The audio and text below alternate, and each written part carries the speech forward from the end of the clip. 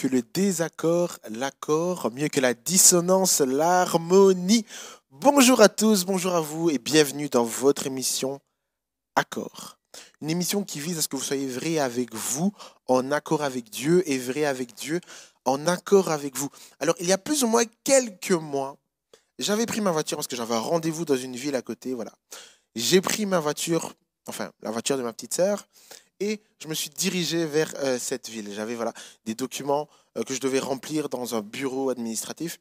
Et donc, j'y allais. Je ne connaissais pas le chemin, mais je me suis dit que ça va aller. Je n'ai pas pris mon GPS et j'ai pris la route, voilà, et j'ai été vers ce bureau. Euh, j'ai rencontré énormément de résistance parce que je me suis trompé de chemin. Je suis tombé dans un endroit où il n'y avait plus de route, oui, et où il y avait que du bois, que des bois et des trous. La voiture a failli se cracher plusieurs fois et je me suis demandé pourquoi est-ce que je n'ai pas pris tout simplement mon GPS. Je pensais être sur la bonne voie, ok? Je pensais aller dans la bonne direction, mais ce n'était pas le cas. Est-ce que parfois nous ne sommes pas un peu comme moi, où parfois dans notre vie nous pensons être sur la bonne voie, sur la bonne direction, alors que pas du tout. Et on se retrouve finalement dans des bois sombres, bizarres, avec des crevasses, des trous, et on implore Dieu qu'il déchire les cieux pour nous sauver. Ce matin, cet après-midi, je ne sais pas quelle heure vous regarderez cette émission, mais nous allons aborder la question de la voix VOIE, ok, la direction, la destinée, mais la voix VOIX, ok, les cordes vocales et tout ce qui s'ensuit. On démarre en harmonie.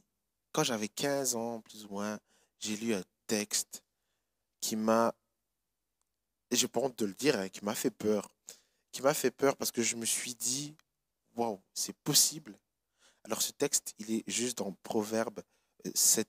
Alors je vais faire la lecture de ce texte qui m'a donné froid dans le dos et après on va discuter juste de ce texte.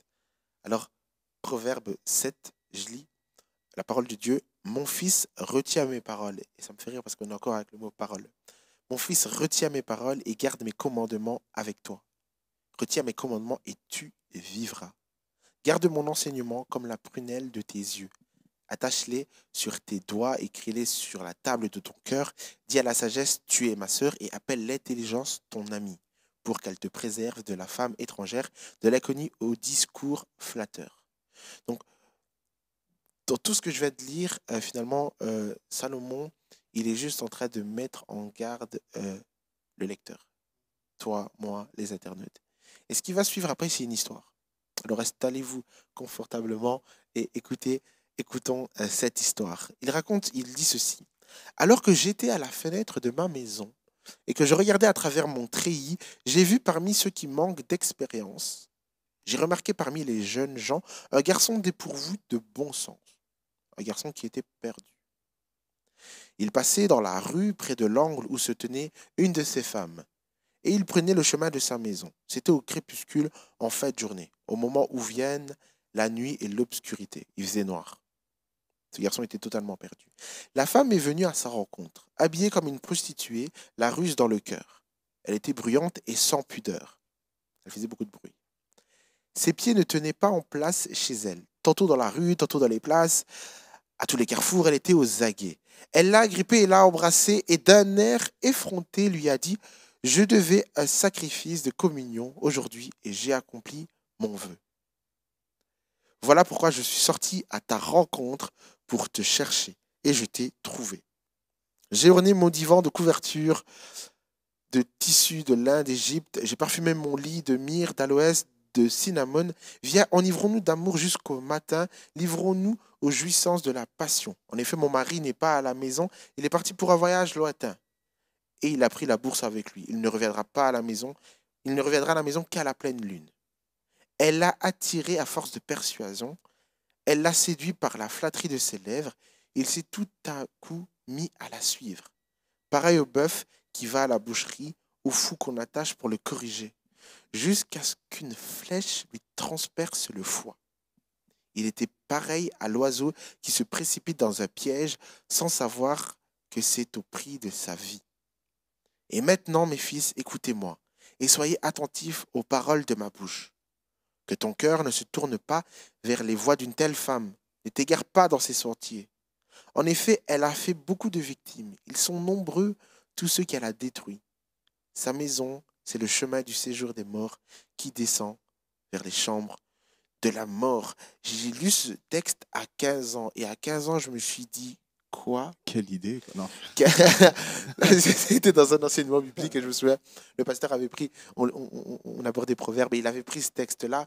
Et j'étais choqué parce que je me suis dit, et j'étais convaincu que cette histoire, c'était pas une histoire, c'est réel en fait.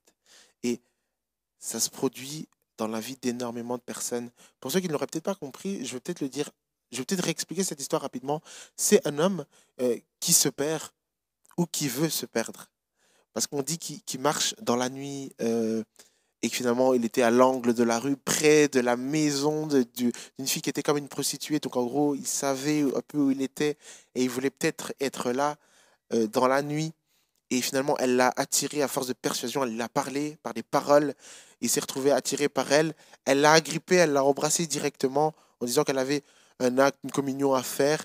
Et c'est un peu comme les personnes qui disent oh, j'avais un pari à faire et je viens de faire mon pari. Mon pari, c'était de faire ça. Et toi, tu es un petit peu choqué sur le moment.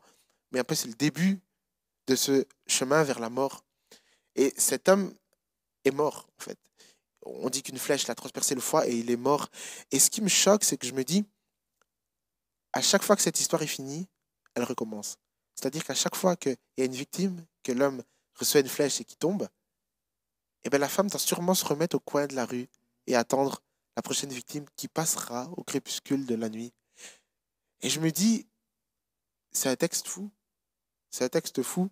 Et je me demandais, en tout cas, je te demande, je te pose la question, est-ce qu'il t'est déjà arrivé, toi, de t'égarer, de te perdre, en fait? Alors, peut-être qu'on va pas aller jusque-là, parce que tu as encore envie, Dieu merci, mais est-ce qu'il t'est déjà arrivé de te perdre dans un chemin que tu pensais être le tien et que finalement, c'était peut-être pas à toi, comme ce garçon? Waouh. Est-ce qu'il m'est déjà arrivé de me perdre? Je dirais non, mais il m'est déjà arrivé de tenter de me perdre. Ok. Tenter de te perdre. Ouais, ça veut dire, c'est que je sais que Dieu m'a mis dans une direction, bah, à cause des difficultés que je rencontre dans la direction, bah, j'essaie de fuir. D'accord.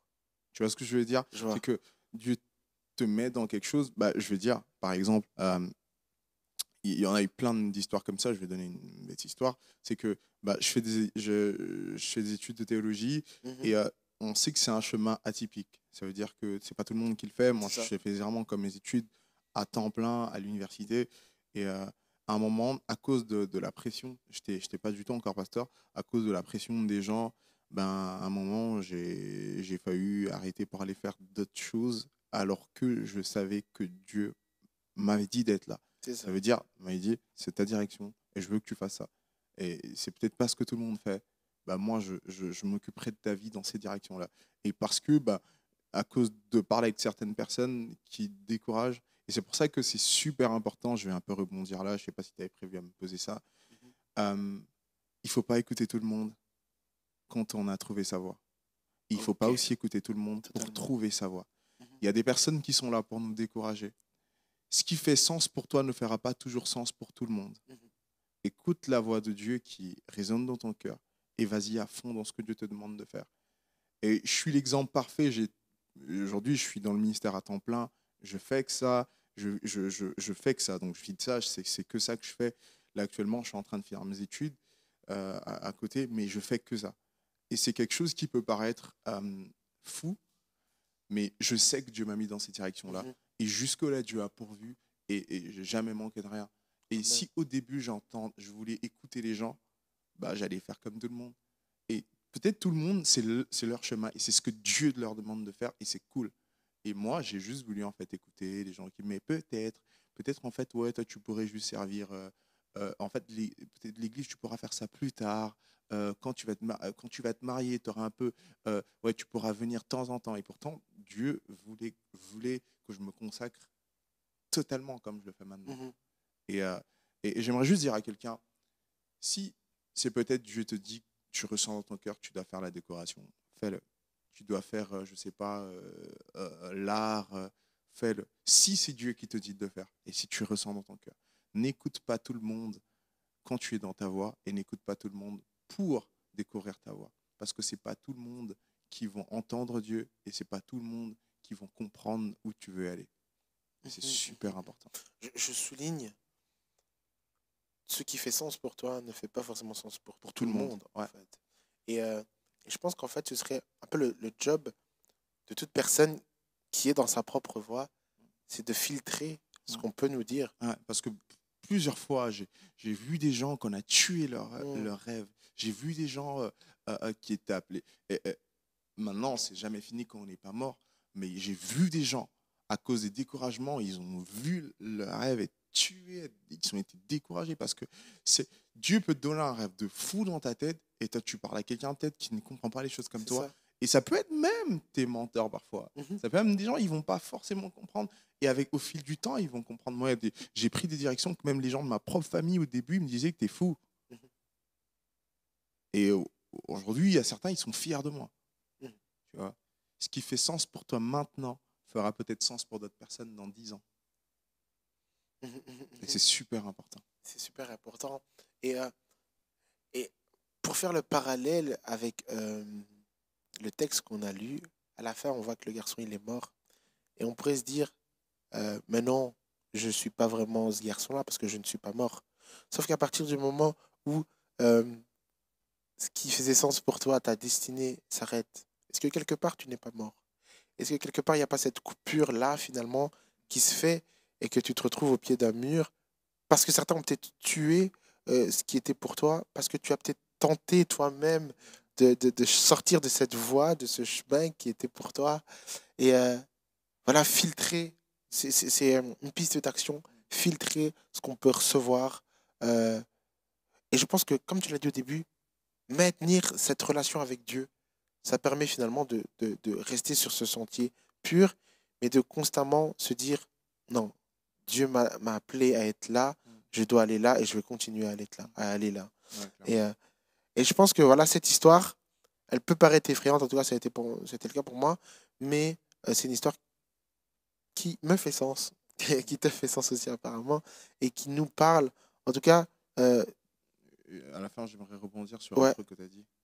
ok, vas-y, je t'en prie. Quand tu as dit le jeune homme, il est mort, mais j'aimerais juste dire à quelqu'un, même si tu te retrouves mort ou tes rêves ont été tués, Mhm, mais il faut savoir que Dieu est celui qui ramène de mhm, la mort à la vie et avec Dieu, il y a toujours de l'espoir c'est et ça. il peut toujours nous relever, donc c'est jamais fini. Amen. Amen. Et c'est le mot de la fin pour cette question-là. C'est vrai. Dieu est capable de reprendre finalement ce qui était arrêté, limité et de repartir de plus belle avec toi et avec les rêves qu'il a enfouis en toi. Parce que finalement, je pense que nos rêves, c'est pas forcément nos rêves. Je pense que c'est le rêve de Dieu qui met dans notre cœur pour qu'on puisse le réaliser. Et c'est juste beau et magnifique. Bah, ça va, j'ai moins peur de cette histoire, rien qu'à cause de l'échange qu'on a eu. Et c'est Il cool. faut pas avoir peur de dire ça. Et quelle idée de lire ça. Carrément. Le jeune homme, il est mort. Ah, il se dit, ah ouais. C'est vrai, on dit comme ça, c'est vrai. Je vais te donner deux phrases et je vais te demander de pouvoir les terminer avec, voilà, avec ce que tu veux comme mot. Euh, pour toi, trouver sa voie, c'est... Trouver sa mission. Ok, trouver sa voie, c'est trouver sa mission. Pourquoi? Parce que on a la mission globale, Ouais, ça veut dire celle que Jésus va dire dans Matthieu 28, 18 à 20, de ok. faire les nations disciples. Maintenant, on a aussi la chose très, l'appel individuel qu'on a, la mission pour laquelle on est sur Terre, pour contribuer à cet appel global que Mhm. Jésus nous a fait de faire des disciples. Et trouver sa voie, c'est trouver ton but, la raison pour laquelle tu es sur Terre. Ok, tout simplement. Trouver sa voie, c'est trouver sa mission. Ouais. Ok, super, parfait. La deuxième phrase, euh, rester sans voix, c'est...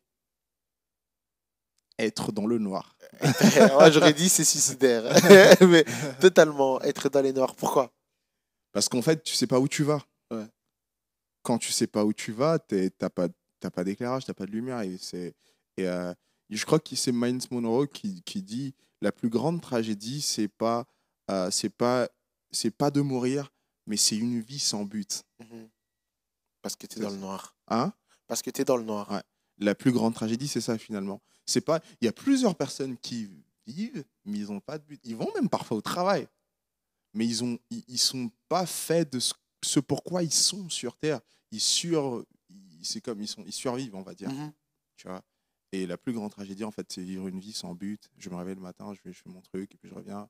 En fait, je fais pas ce que Dieu me demande de faire. Et puis voilà, c'est ça la C'est plus ça. grande tragédie. Ok. Et t'es dans le noir, t'es dans le flou. Et quand t'es dans le noir, en fait, quand je pars du nord, je pars de l'obscurité. Ça veut dire je ne vois pas Mhm, où est-ce mhm, que je mhm. vais, ce que je fais. Ça veut dire je vais mettre les pieds, les pas en tâtonnant, Voilà. en Tu sachant, peux te ouais, ça faire c'est où, ça mal, c'est truc. tu peux Mais quand trébucher. tu sais où tu vas, t'as la lumière, t'as la direction, et C'est ça. tout est tight.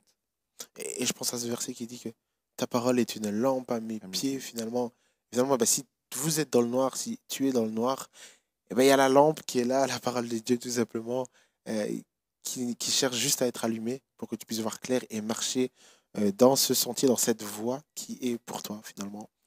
Et tu resteras pas sans voix parce que tu auras la voix de Dieu pour toi.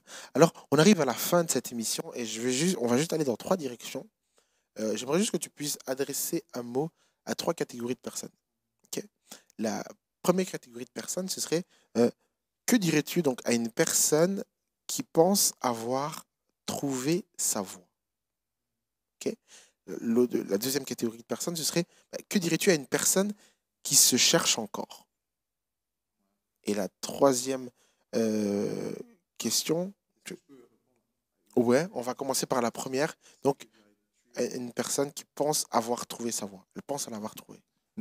Alors, ce que je dirais, c'est que parfois, quand on a trouvé notre voie, on peut tomber dans notre zone de confort. Ça Ok. veut dire, je dirais à la personne qui a trouvé sa voie, bats-toi à toujours être excellent. Mhm. Ça veut dire à être excellent, productif dans ta relation avec Dieu. Ça veut dire que tu dois toujours aller de gloire en gloire. Et aussi, quand tu as trouvé ta voie, ça veut dire sois productif et sois en fait excellent dans tout ce que tu fais.